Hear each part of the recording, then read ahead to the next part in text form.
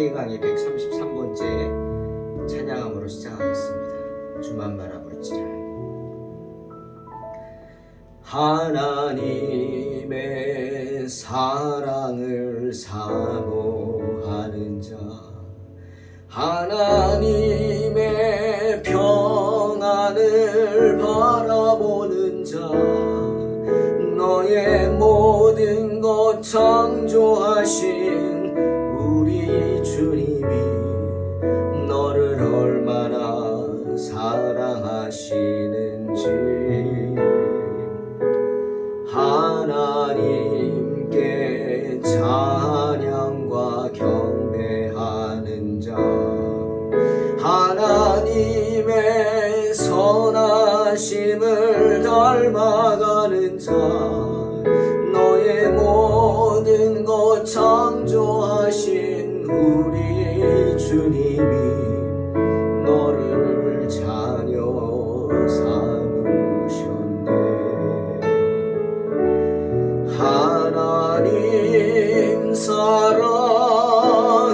눈으로 너를 어느 때나 바라보시고,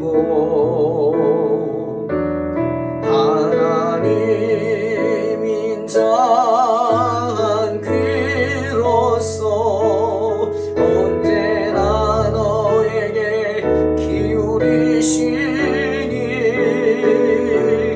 어두움에 밝은 빛을 비춰주시고, 너의 작은 신음에도 응답하시니, 너는 어느 곳에 있든지 주를 향하고 주만 바라볼지라.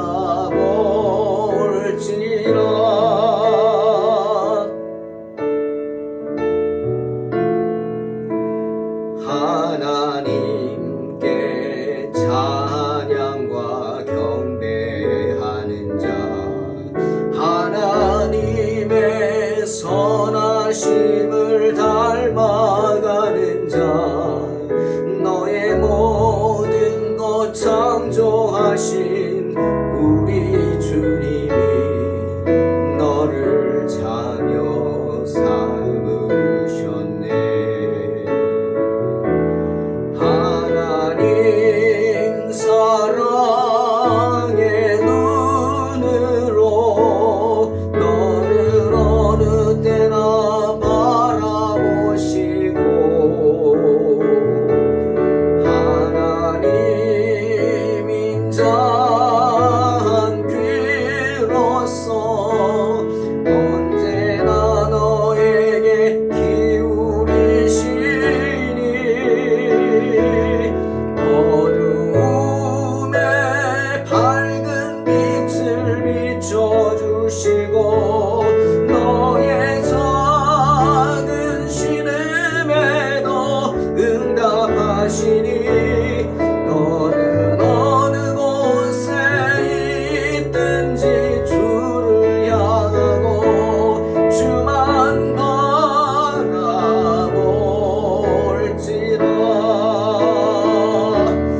어두움에 밝은 빛을 비춰주시고, 너의 작은 신음에도 응답하시니, 너는 어느 곳에 있든지 주를 향하고 주만 바라볼지라. 주만 바라볼지라.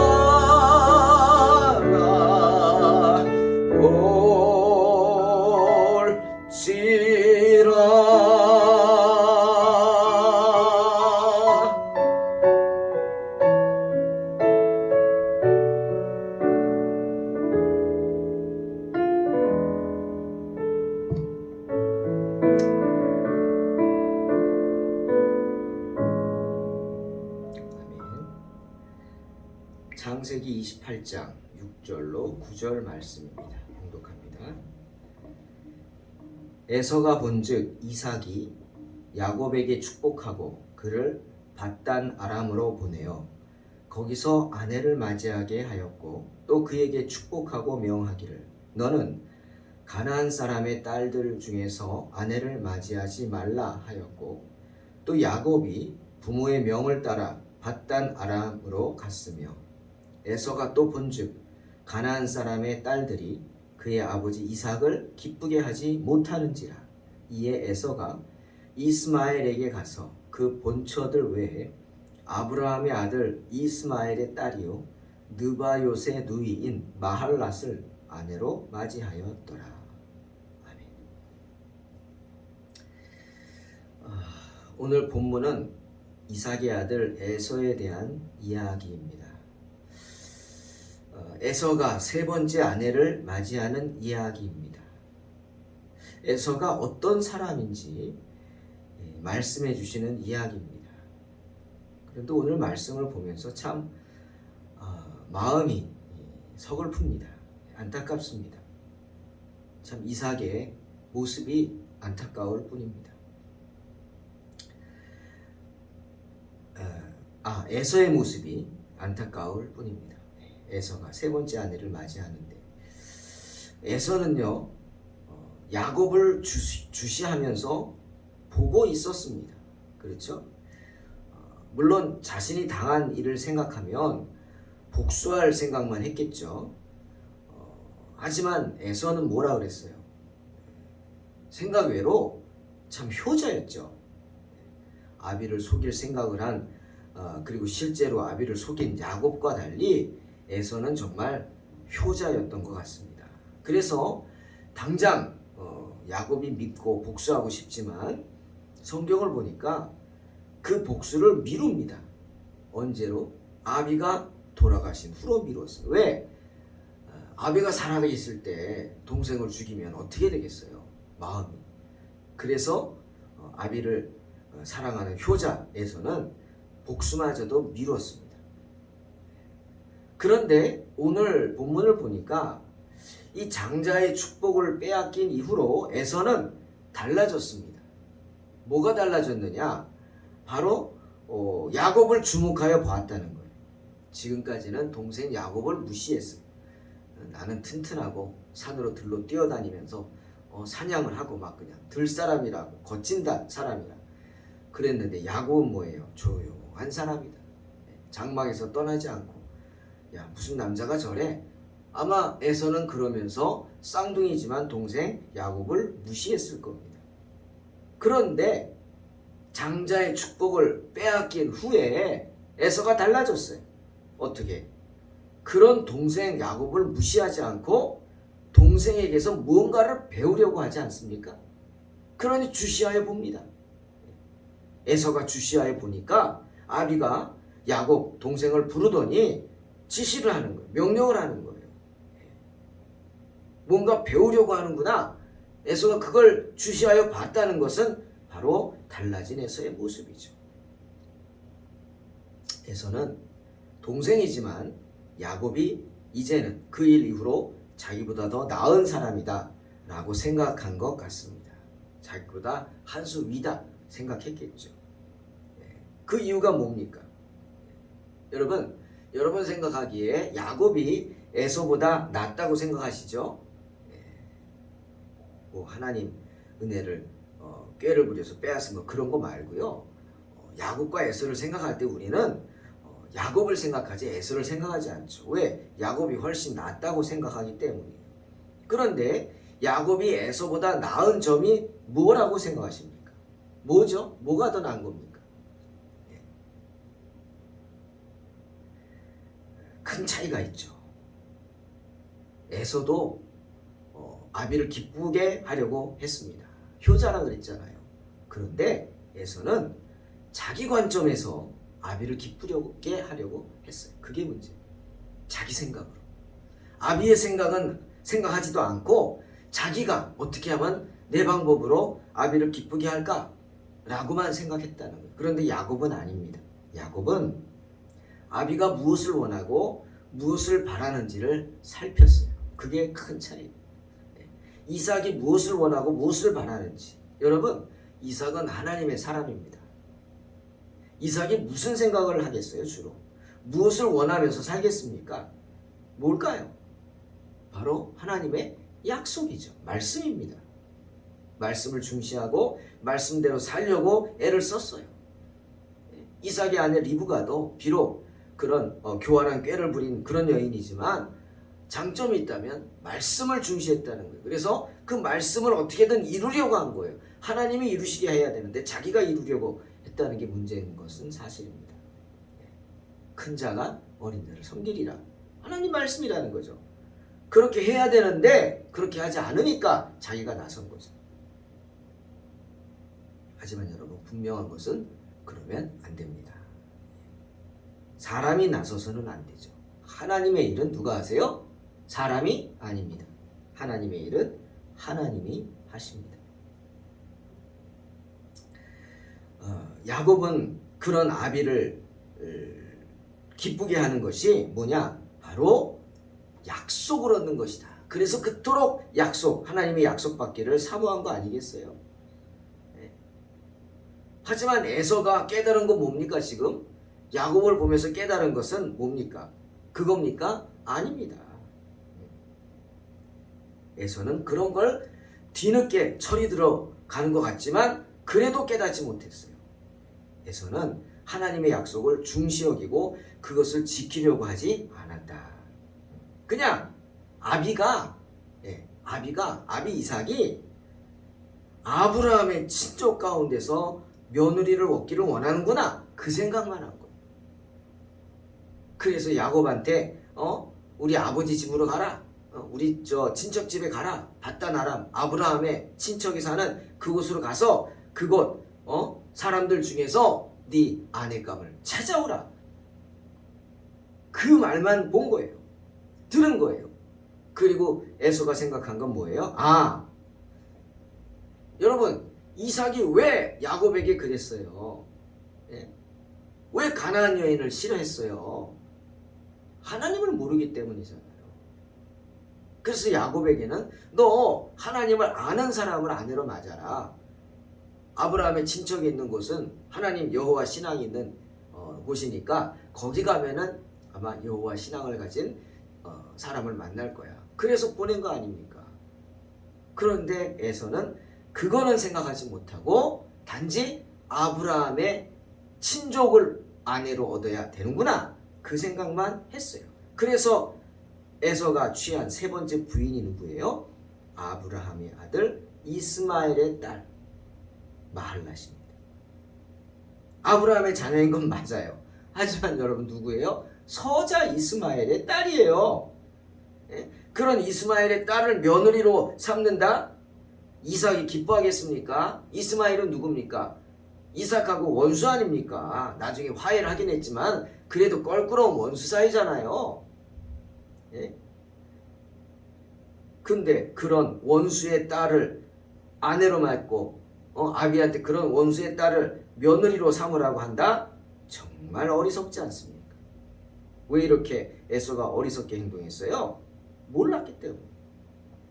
아비의 뜻도 모르고 하나님의 말씀도 이해하지 못했기 때문입니다. 어리석은 거죠. 저는 그런 에서를 보면서 사도 바울의 말씀을 생각했습니다. 에베소서 5장 17절. 그러므로 어리석은 자가 되지 말고 오직 주의 뜻이 무엇인가 이해하라는 말씀입니다. 무슨 뜻이에요? 항상 주의 말씀을 살피라는 것입니다. 항상 주의 말씀을 묵상하라는 것입니다. 왜? 주님의 지혜가 한이 없기 때문이죠. 우리는 그런 주님의 말씀을 담을 그릇이 되지 못합니다.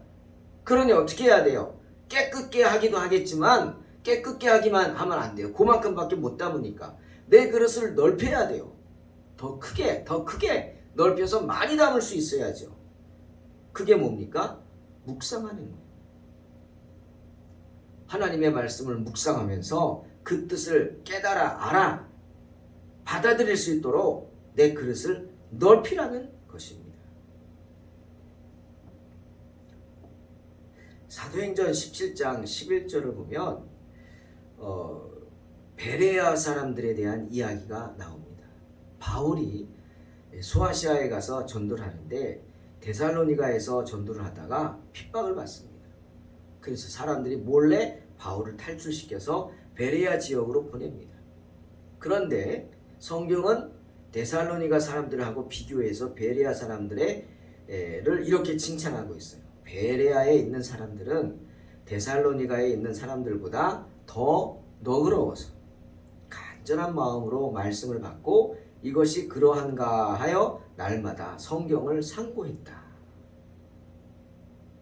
이렇게 말씀하십니다. 여기서 너그럽다.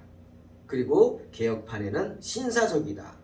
베레아 사람들은 신사적이다 라고 번역한 이 단어, 헬라어는 유게네스라는 단어입니다. 유게네스. 그 뜻이 뭔지 아세요?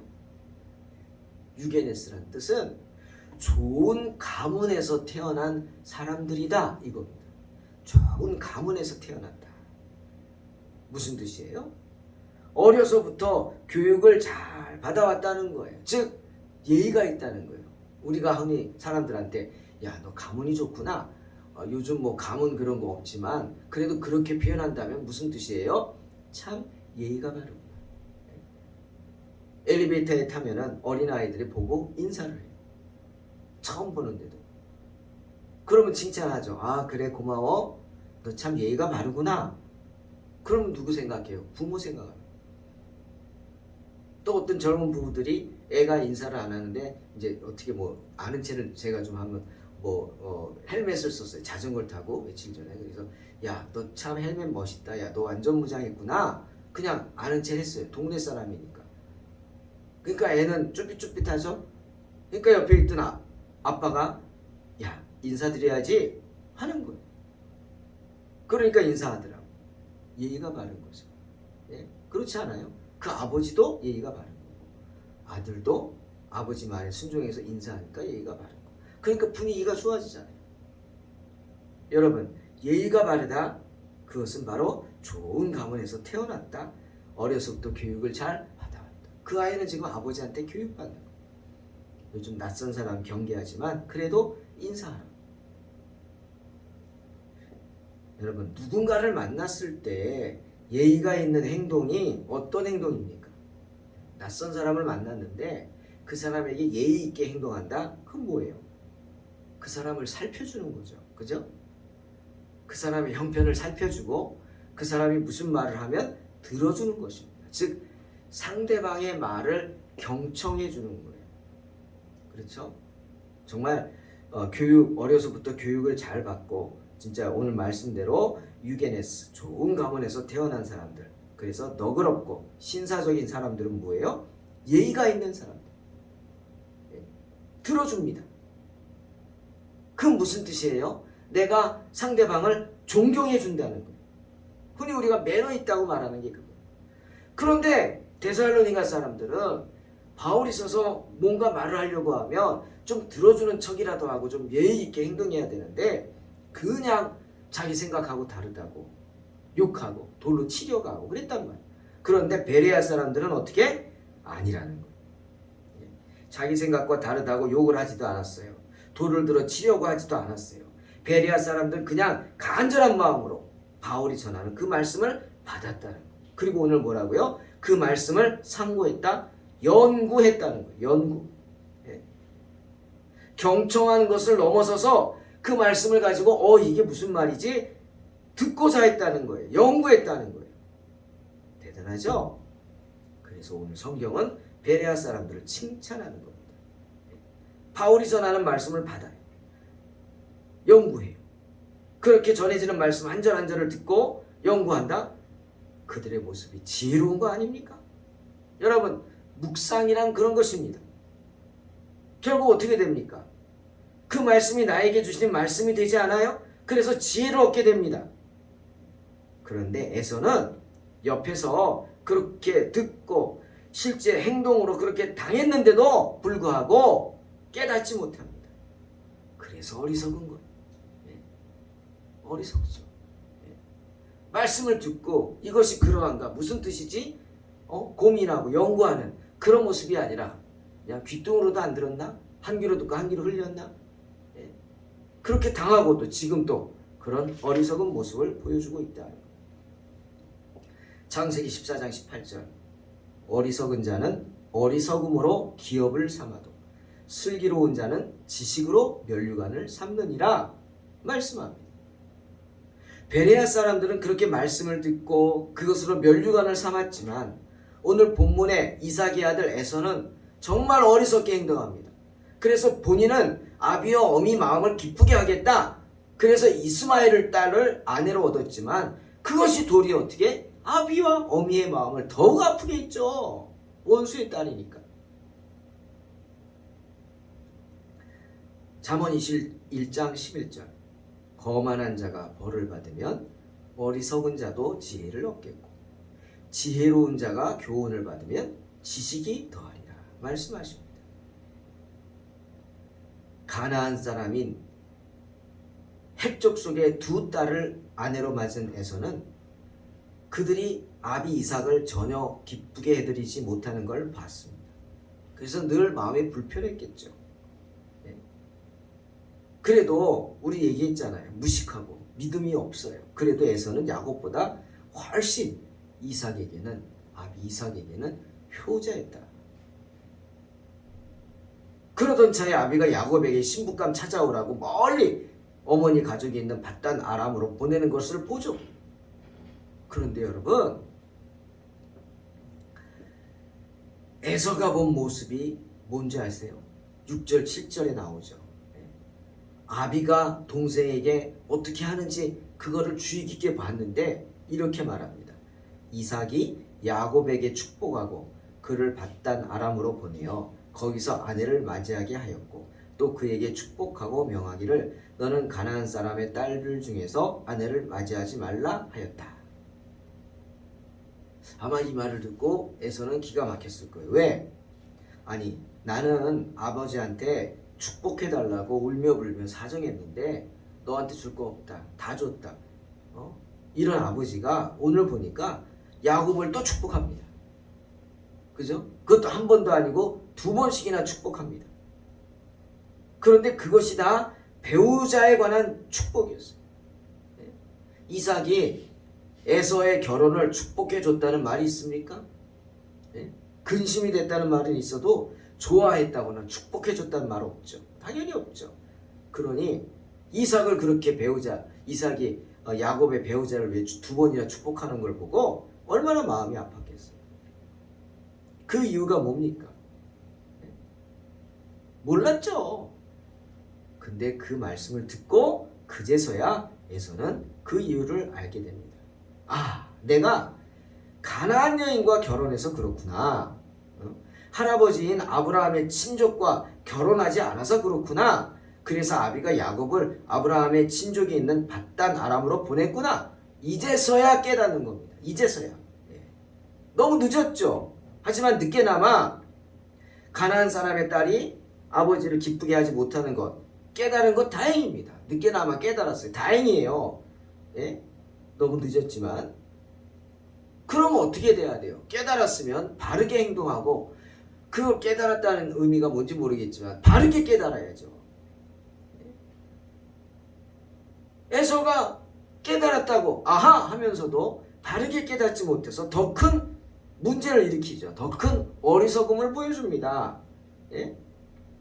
여러분, 하나님이 이새의 아들들 중에서 기름 부음 받을 자를 택하라고 사무엘을 이새의 집으로 보냈을 때 사무엘은 이새의 장남 엘리야브의 용모를 보고 감탄했어요. 야, 역시 하나님이 택해서 기름 부음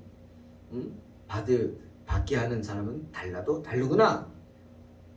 그리고 그에게 기름을 부으려고 했어요. 그때 하나님이 말리시죠. 책망하시죠. 사무엘상 16장 7절 아니다. 아니다. 그 용모와 신장을 보지 말라. 내가 이미 그를 버렸노라.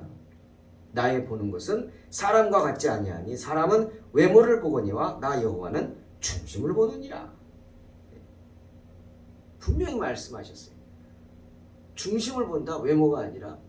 하나님의 말씀도 들리는 대로만 듣지 말고 그 의미를 묵상하면서 중심의 뜻을 깨달아야 한다는 말입니다.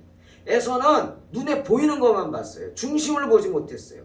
아비 이삭이 야곱에게 아브라함 친족 중에서 아내를 찾으라고 한 그 외모만 봤어요. 그 겉모습만 봤어요. 왜 그런지 이유는 생각하지 못했어요. 여러분 왜 그렇습니까? 약속의 기업을 잇기 위해서, 여호와의 신앙을 잇기 위해서 아닙니까? 근데 에서는 몰랐어요. 그 깊은 의미를. 그래서 어떻게? 아브라함의 자녀이죠.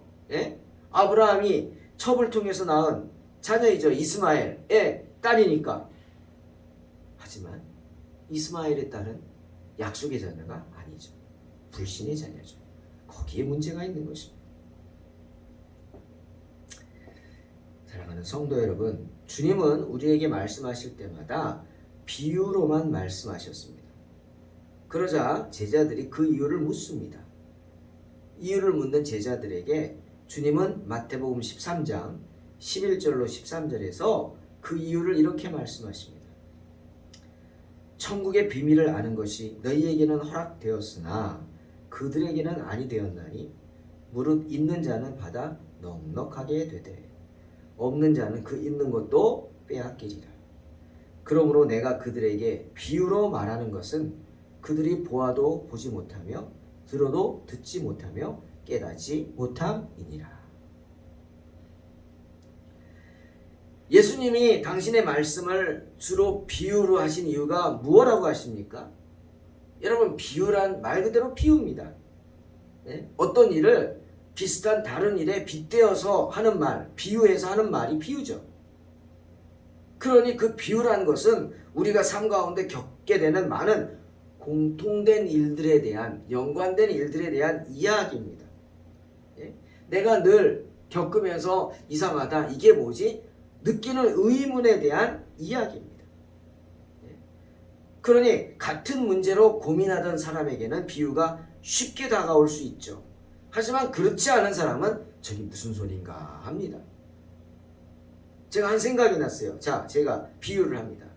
여러분, 주의를 안 지키는 것은 끊어진 사다리를 타고 오르려는 것과 같습니다.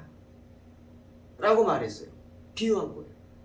주의를 지키는 것과 끊어진 사다리를 비유했어요. 그러면 믿지 않는 사람은 저 무슨 소리야? 주의를 지키는 거랑 사다리가 뭐 끊어지고 뭐야? 하지만 우리는 이 말을 들으면 와닿습니다. 아, 그 사다리는 천국을 올라가는 사다리겠구나. 그 사다리가, 천국 올라가는 사다리가 끊어져 있으면 어떻게 해요? 못 올라가죠. 아, 그러니까 주의를 지켜야지. 주의를 안 지키면 안 되는구나. 확 우리는 생각할 수 있어요.